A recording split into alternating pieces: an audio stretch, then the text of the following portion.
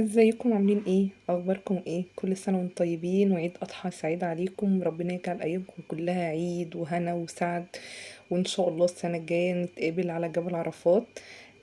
طبعا اجواء العيد دي ما ينفعش تفوتنا. طبعا صلاة العيد يعني بصوا من احلى حاجة. زي ما انتم شايفين ما شاء الله ما شاء الله كمية الناس قد ايه في الصلاة، والناس كلها طبعا مبسوطة وفرحانة. ربنا يفرح الناس كلها، ربنا يهني الناس كلها، ربنا يرزق الناس كلها ويبارك للناس كلها يا رب. آه مش عارفة والله اقول لكم ايه. يعني بصوا الاجواء حلوة قوي. زي ما انتم شايفين كده عاملين يعني مخيمين كده للحريم ما شاء الله. كل دي بس كمية الحريم، والناحية التانية الرجالة. ما شاء الله عدد كبير جدا جدا جدا. الناس اللي ما راحتش تصلي فكوا صلاة العيد بصراحة.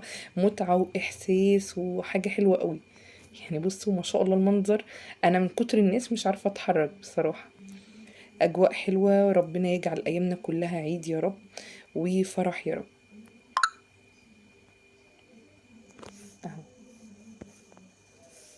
ان شاء الله بقى انتظروا بقى الفيديوهات اللي هتنزل لكم. طبعا وصفات العيد مش هتفوتنا منها اي حاجة خالص. كل حاجة هنزلها لكم ان شاء الله ان شاء الله. كل حاجة هنزلها لكم اول باول كده. انا لسه طبعا طالعة من الجامع من شوية، فقلت ايه الحق منتج لكم الفيديو وانزله لكم.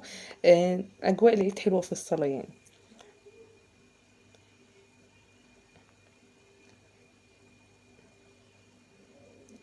اهو. ما شاء الله كمية ناس كتير كتير كتير قوي قوي قوي. يعني دي كلها كمية ناس وفي كمان كمية تانية مش عارفة اصورها. ما شاء الله ناس كتير.